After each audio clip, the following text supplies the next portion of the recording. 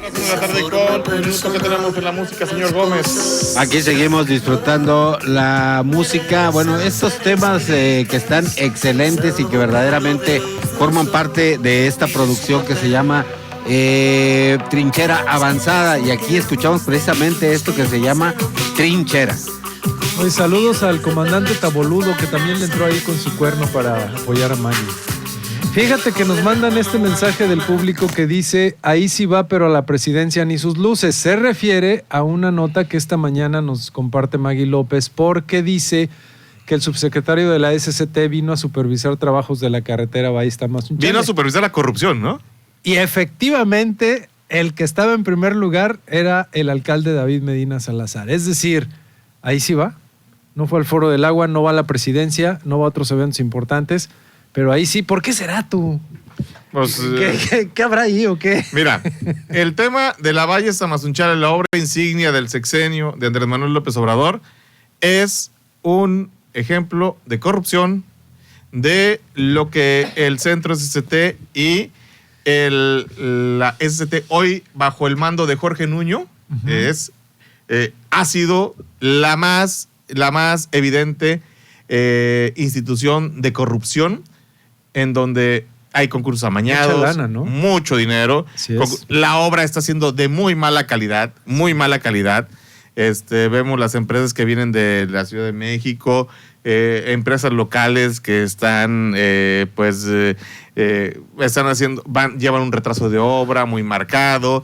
No se diga el director del Centro ST, Pablo Sánchez, que está haciendo pues lo mismo que hizo su mentor César García Coronado, el rey del moche. ¿Qué les pasa? ¿Por qué prometen? Pero es que el presidente dijo que no, en una conferencia de prensa me dijo que iba a investigar, y presidente López Obrador, sigo esperando que me dé información. No, bueno, pues lo malo es que no pueden abarcar todo, eso lo entiendo.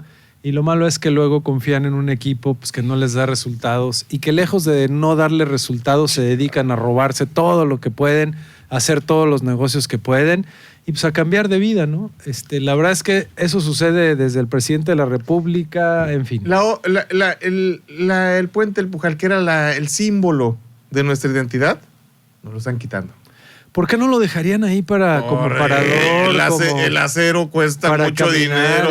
¿lo van a vender al fierro viejo? No, lo van a trasladar allá al veladero. No, hombre, ahí déjenlo, se ve bonito. Pero bueno, ya nos invadió el espíritu de veneno de Jesús Sierra, y ya tenemos en la línea telefónica a Osvaldo Ríos. Mi querido doctorazo, discúlpanos que aquí Jesús Sierra nos contagia del veneno y de todo, tirar todo, ¿eh? Sí, ya ves que Samuel es un alma limpia, pura y casta, Osvaldo, por eso se contagia. No orino agua bendita, mendigo. Mi querido doctor, perdón, pero este hombre me saca de mis casillas. Doctorazo. No, hombre, buenas tardes. Buenas tardes. Jesús, Samuel. También que habíamos empezado con Babasónicos, ¿no? Sí, hombre. Y álbum de Trinchera que me encanta, la verdad es que es mi grupo favorito. Yo dije, se me hace que lo hicieron adrede para darme un regalo adelantado de cumpleaños, pero bueno, pues entrándole al tema, sí. Tiene razón Jesús en algo que es relevante. La bandera de la lucha contra la corrupción fue lo que le permitió a López Obrador llegar al poder como el hombre con más votos en una elección democrática, digamos, después de que el país vive ya en elecciones libres, transparentes, competitivas, equitativas. Gana con toda la mano, más de 30 millones de votos. Nadie le cuestiona su legitimidad, y creo que uno de los grandes blasones de su propuesta electoral era luchar contra la corrupción. Y creo que ese es el gran pendiente, el gran fracaso de las políticas de López Obrador, porque la corrupción es justamente hoy lo que señala con dedo de fuego a su gobierno, a su familia, a familiares directos, consanguíneos, a los de filiación, a su cónyuge, a sus hermanos, a parientes lejanos, a amigos, a compadres de sus hijos. Pues este señalamiento de que se han beneficiado muchos actores, trabajadores directos del presidente, con contratos intermediados a través de conflicto de interés y tráfico de influencias, pues ha provocado, por ejemplo, una visión muy debilitada del Estado de Derecho, donde las leyes a ellos no les aplican, a pesar de que se documentan cada semana nuevos actos de colusión de intereses que hacen que unas cuantas personas cercanas al presidente acrecenten su patrimonio a niveles verdaderamente ofensivos, como en el caso, por ejemplo, de esta semana del general secretario Luis Crescencio Sandoval, que pudo comprar un departamento que vale 30 millones, él dice que lo compra en 9, mintiendo, diciendo que lo compró en obra gris, cuando ahora ya se ha documentado que en la escritura pública dice que el departamento está perfectamente entregado con todo y acabados, y no pasa nada, y esa digamos, protección y manto de impunidad que el presidente le prodiga a todos aquellos que se someten ideológicamente, genera un efecto terrible y corruptor del Estado de Derecho, porque recordarán ustedes que alguna vez el presidente dijo que en este país no es posible hacer grandes negocios si no es con el conocimiento y la anuencia del presidente, Sí. y que todos los grandes escándalos de corrupción pasan por la oficina de los presidentes, que saben perfectamente, y decía él, o son cómplices y llevan moche, o se hacen tontos, ¿no? Y en el caso del presidente López Obrador, yo creo que está muy consciente de lo que pasa, pero que está inaugurando una etapa de perdón de los ladrones leales. Es decir, si tú eres señalado de corrupción, te pueden sacar en video recibiendo dinero, te compras un departamento de 9 millones o tienes una casa en Texas, en Houston, no te va a pasar nada siempre y cuando te hinques en el altar del presidente y le rindas sumisión eterna. Si eso lo haces, entonces ya eres bueno, no te pasa nada, no te investigan, no se genera ninguna carpeta, no hay proceso penal, no te congelan las cuentas de la UIF, etcétera.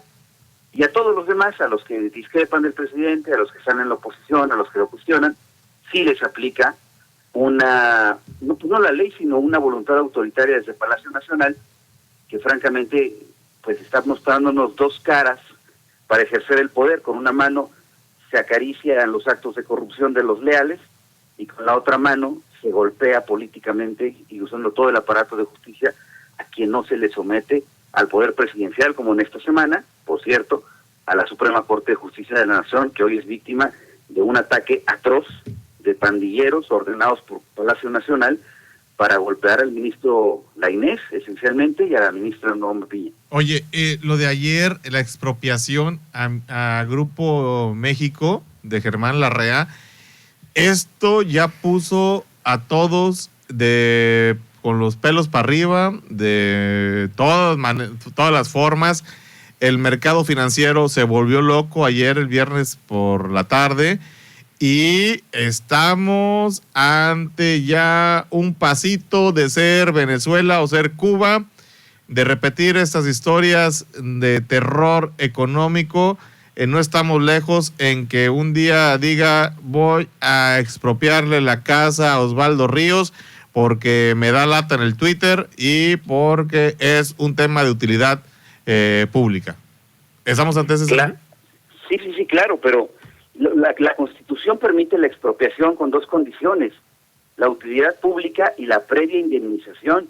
O sea, no puede venir simplemente la ocupación militar, como en el caso de Ferrosur, que están expropiando tres tramos de vía carretera cerca del Istmo al grupo de Larrea, a Grupo México.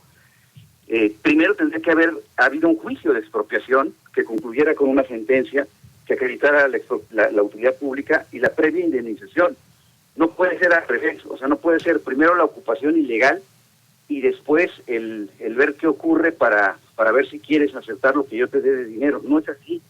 Por eso decía que estas distorsiones que le impone al derecho a la presidencia de la República son muy peligrosas, porque así como usa la Fiscalía para perseguir opositores como Cabeza de Vaca, o para premiar a otros como Luis Crescencio Sandoval, que tiene un departamento en la misma zona que Cabeza de Vaca, solo que a Cabeza de Vaca con ese argumento trataron de desaforarlo, y a Luis Crescencio lo avaló como un hombre decente por las mismas causas, aunque por ejemplo la diferencia entre ambos es que Cabeza de Vaca sí lo declaró en su patrimonial.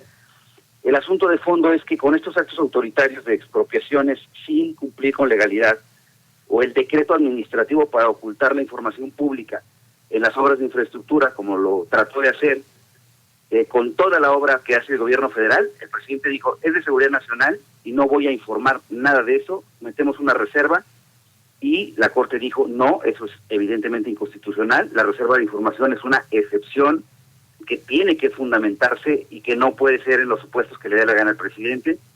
¿Y saben qué hizo ante esa resolución, digamos, histórica de la Corte? Emitió otro decreto para reservar todas las obras que se están realizando en el sureste mexicano, incluyendo dos: el Tren Maya, que es los amparos para realizar la obra, y segundo, este tema del istmo. Entonces, estamos viendo que el presidente atropella la ley, atropella la Constitución, atropella los derechos de las personas, como el sagrado derecho de propiedad. Y no se trata en este caso, Samuel Jesús, de defender la propiedad o los millones de la REA. No, se trata de defender el derecho de cualquier persona sobre sus bienes, y que el gobierno no puede o no debería usar la fuerza pública para sustraerlos, que es el equivalente a un robo, a una usurpación de la propiedad, y después ver cómo le hace para indemnizar, si es que indemniza, o simplemente agandallarse predios, terrenos, casas, cuentas, dinero. Este es un gravísimo precedente. O sea, es este acto que ha cometido López Obrador, expropiando tramos completos de vías férreas al Grupo México, es un atentado a la derecho de propiedad, pero al Estado de Derecho, a la Constitución y a la legalidad imperante. Es decir, hoy no hay ninguna condición, ninguna garantía de que la ciudadanía que ejerce su libertad de expresión, por ejemplo, los periodistas, puedan ser protegidos por el Estado, que los ciudadanos que ejercen su libre expresión publicando, difundiendo, puedan tener respeto por parte del Estado. Yo creo que vamos regresando a una época muy oscura de autoritarismo, de represión, de espionaje del Estado, digamos aderezado además con tonos marxistoides, Sí. socialistoides, como en Venezuela y en Cuba y en Nicaragua, donde el gobierno expropia lo que le da la gana. Yo diría que expropia particulares incómodos está gravísimo, pero ¿qué pasaría si el presidente expropia medios de comunicación, como lo hizo Chávez en Venezuela? ¿O qué pasa si encarcela a líderes opositores que tengan viabilidad para ganarle?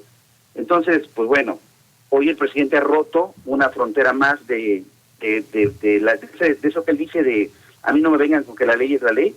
Ya nos queda claro que no le importa, la pisotea a placer, pero lo que ha hecho con Grupo México es romper el peor de los límites, es un atropello a la propiedad sin tener un apego a los tribunales. No tiene una sentencia el presidente, no ha llevado un procedimiento de declaración de expropiación, lo ha hecho fast track, ha ocupado ya con militares, y eso aquí y en cualquier parte del mundo se llama dictadura militar o autoritarismo militar. Y entonces pues ya estamos entrando en una etapa mucho más peligrosa del debilitamiento de las instituciones democráticas. Pues mi querido Osvaldo, aquí Jesús se quedó con una idea, rapidito, Jesús, nos queda un minuto. Sí. A ver, entonces el discurso ya tendríamos que empezar a dejarlo y entender que no es cierto que la Corte interviene porque favorece a los intereses de los conservadores. Lo cierto es que la Corte interviene porque es un asunto de control constitucional, ¿no? Es correcto. La Corte tiene que defender por encima de todo lo que establezca la Constitución, porque la Constitución es la expresión del pacto político que nos hemos dado. Y creo que ahí el presidente ha tenido un dique, no ha podido pasar por encima de la Corte. Y estemos atentos, Jesús, porque creo que lo que puede venir en esta nueva etapa de expropiaciones y ataques a las libertades civiles sería un ataque directo a la Suprema Corte de Justicia de la Nación, y probablemente ese es el plan C, ¿no? Destruir a la Corte. Pues, mi querido Osvaldo, la amenaza de lo que hizo Juárez en las leyes de reforma está más latente: desaparecer la Corte y desaparecer el Senado. Mi querido Osvaldo Ríos, te quiero agradecer mucho esta comunicación, te agradezco. Abrazo grande para todos allá en la Huasteca Linda y a todo el estado. Seguimos en contacto. Gracias. Vámonos a una pausa comercial. Regresamos con Gustavo Robledo Guillén. La información de la semana y la información que se genera el fin de semana está en emsavalles.com radio. Regresamos.